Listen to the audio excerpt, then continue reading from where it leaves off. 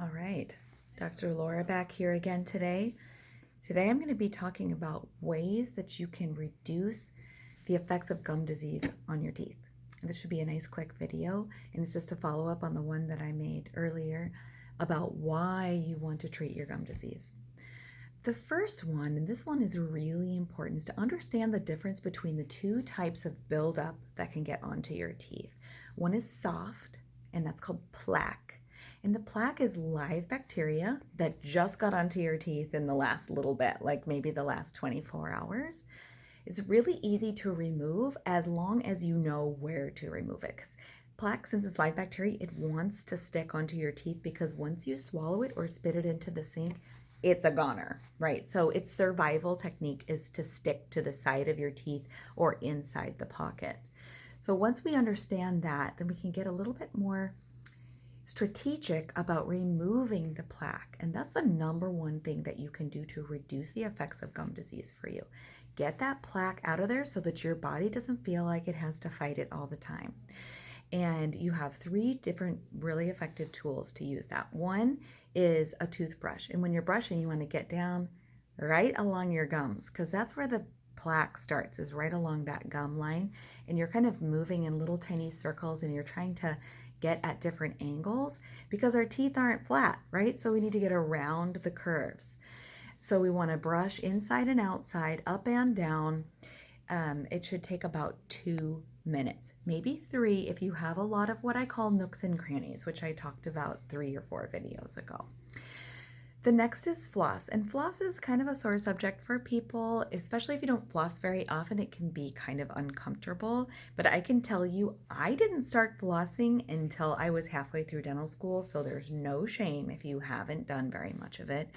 And now that I've been doing it on the regular for several years, it takes me about 30 seconds to floss. So once you have the practice down, it's a lot easier. And what I want you to do is think about the curve of the tooth. When you put it in between your teeth, you're cleaning the front side of the curve of one tooth and the back side of the curve right next to it. And then it's out and back in, curve, curve, out, back in, and you're doing it like that. And the other thing that I highly recommend for anybody basically over 30 is a water pick. A water pick is so much easier to use than floss, although I will tell you the first few times you use it, it's going to make a mess. So keep in mind, over your sink, maybe do it on a day when you need to clean off your mirror anyway. Or there are certain ones you can hook up to your shower nozzle and you can do that in the shower instead, where you don't have to worry about splashing. So the water pick is great because it gets down into the little space between your gums and your tooth. There's a little envelope of space there, and the water pick can kind of get down in there, plus nooks and crannies. And that is a wonderful way to impress your hygienist. The next time she sees you after you've been using a water pick, she might be like, "Oh my gosh, your gums look so much healthier. What have you been doing?" Then you can be like, "No, I watched this video on YouTube, water pick." Okay, and she'll be impressed and clap for you. Another thing that you want to do, so that's the first thing, is to understand how to get the plaque off. But there's a second kind of buildup on your teeth, and that's called tartar, or the more scientific word is calculus. Don't ask me why they named it after a thing that's mathy. I don't know. It's just the name that somebody came up with. So the calculus is the stuff that the hygienist has to scrape or blast off of your teeth because it's hard, it's calcified, it's like the coral reef of your mouth, okay?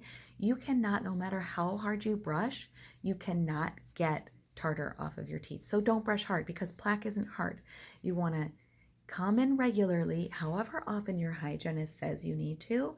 Come in and let her or he get that, her or him, get that hard stuff off of your teeth on the regular basis, and just ask him, what's the ideal interval for me to come in, because I don't want to get a heart attack.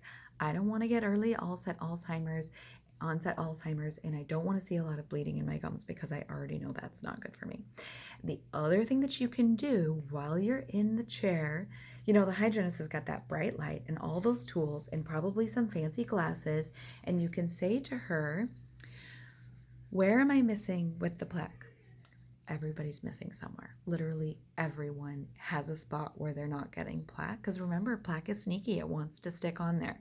And she'll be so excited that you asked and show you any of the places where you still have plaque on your teeth when you come in to see your hygienist, okay? So those are the things. We want to control the plaque daily. We want to let the hygienist get the tartar or the calculus off on the regular basis and ask for help when you're there. All right, hope this was helpful. Talk to you guys soon.